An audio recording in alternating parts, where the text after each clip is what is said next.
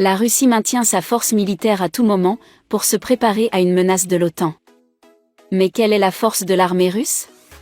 Bonsoir et bienvenue à tous, aujourd'hui dans cette nouvelle vidéo nous allons répondre à cette question. Alors si vous êtes prêts on commence.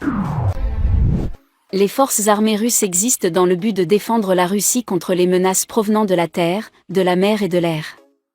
Nous allons passer en revue l'armée en 3 sous-catégories, forces terrestres, la marine, et armée de l'air. Commençons par les forces terrestres. La Russie compte actuellement 3 569 000 militaires.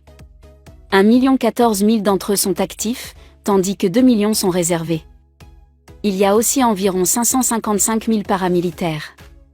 Les forces terrestres russes sont la branche la plus puissante sous le commandement de l'armée russe. Les principaux devoirs des forces terrestres russes sont la protection des frontières de l'État, le combat sur terre, la sécurité des territoires occupés et la défaite des troupes ennemies. Des soldats professionnels bien entraînés sont en service dans l'armée russe. Ils sont toujours préparés à un éventuel affrontement, grâce aux exercices et exercices militaires fréquents. La Russie possède des bases militaires dans le nord du Caucase, en Biélorussie, en Arménie, en Syrie, en Moldavie, au Tadjikistan et au Vietnam. Ils ont également des corps de paix au Soudan du Sud, au Liban, au Congo, au Libéria, en Côte d'Ivoire, en Haïti, au Maroc et à Chypre. La Russie compte plus de 30 000 personnes situées à l'étranger. Le personnel paramilitaire russe mène également des activités dans des pays comme l'Ukraine, la Syrie, la Libye, le Soudan, la République centrafricaine, le Venezuela et le Mozambique. L'armée russe a la capacité de mener des opérations militaires partout dans le monde. Continuons avec les systèmes fonciers. Les chars sont la base de l'armée russe. L'armée est l'armée numéro 1 au monde en nombre de chars. Ils ont le nombre total de 13 000 chars dans leur rang. Ils ont également 27 100 véhicules blindés, 6 540 artilleries automotrices, 4 465 artilleries tractées et 3 860 projecteurs de fusées. 570 des chars sont des chars T-90 avancés. 3 450 d'entre eux sont des chars T-80. Le reste d'entre eux sont quelques 9 000 chars T-72.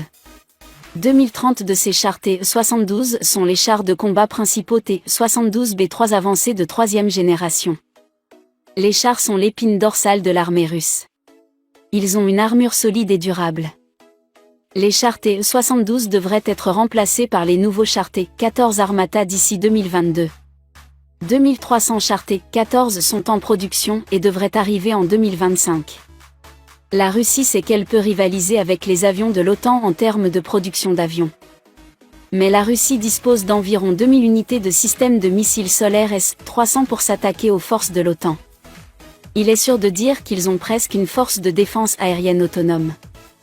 Il est extrêmement difficile pour les avions ennemis de pénétrer dans le ciel russe. Les systèmes de défense aérienne sont le moyen de dissuasion le plus important de l'armée russe. Continuons donc avec les forces aériennes. Dans la guerre moderne, les avions sont d'une importance cruciale. Celui qui contrôle le ciel, contrôle aussi la terre. La Russie compte actuellement 4 144 avions dans ses rangs. 789 d'entre eux sont des avions de chasse, alors qu'il y a aussi 742 avions d'attaque dédiés, 429 avions de transport, 495 avions d'entraînement, 130 avions de mission spéciale. L'armée de l'air de la Russie possède également 1540 hélicoptères et 538 hélicoptères d'attaque. Il existe une variété de différents types d'avions appartenant à l'armée de l'air russe. La plupart des avions de combat sont produits par Mikoyan et Sukhoi. 239 unités de MiG-29, 229 Su-27 et 90 Su-35 constituent les avions de supériorité aérienne. Dans un avenir proche, le MiG-35 avancé remplacera le MiG-29. 112 unités de Su-30 et 127 Su-34 servent également l'Air Force. Les avions d'assaut sont constitués de 274 unités de Su-24 et 194 Su-25. Les bombardiers, quant à eux, sont composés de 100 vieux Tupolev Tu-22 et Tu-95. Il n'y a que 16 unités du nouveau Tu-160. L'armée de l'air russe possède des hélicoptères d'attaque avancés. 127 Kamov Ka-52, 330 Mi-35 et 95 Mi-28 sont des hélicoptères utilisés efficacement dans la guerre. Passons en revue la marine maintenant. La marine russe est fondée en 1992 après l'effondrement soviétique. La marine russe moderne a hérité ses atouts de la Russie soviétique. Les actifs soviétiques anciens et abondants ont été réduits et modernisés. La marine russe, avec ses 140 000 hommes, est une puissance navale assez forte. Ils ont au total 603 actifs maritimes. Le navire amiral de la marine russe est le porte-avions Admiral Kuznetsov. Il pèse environ 40 000 tonnes et a la capacité de transporter 40 avions à la fois. La flotte se compose de 15 destroyers, 11 frégates, 85 corvettes, 64 sous-marins, 55 patrouilleurs et 48 navires de guerre des mines. La puissance de frappe la plus importante de la marine russe est constituée de 9 destroyers de classe Udalois et de 4 destroyers de classe Sovremeni. 5 nouvelles frégates ont rejoint les rangs de la Navy au cours des 5 dernières années. Les 2 nouvelles frégates Gorchkov récemment déployées sont équipées de missiles guidés à longue portée. La Russie est le pays numéro 1 mondial en nombre de corvettes. 7 des 85 corvettes sont de la classe Stergushchi, qui sont presque aussi grosses que des frégates. La corvette de classe Gromyachi nouvellement déployée est construite encore plus grande et il est prévu d'en construire 5 autres d'ici 2028. Les sous-marins russes sont extrêmement audacieux. 10 des 64 sous-marins sont des sous-marins nucléaires de classe Akula. La marine commande également 22 sous-marins d'assaut de classe avancée, dont 9 sont des sous-marins lance-missiles de croisière. 12 unités de sous-marins lance-missiles sont également dans les rangs de la marine russe. 4 de ces sous-marins lanceurs d'engins sont des sous-marins de la classe Borei. Enfin, passons en revue la puissance nucléaire de la Russie.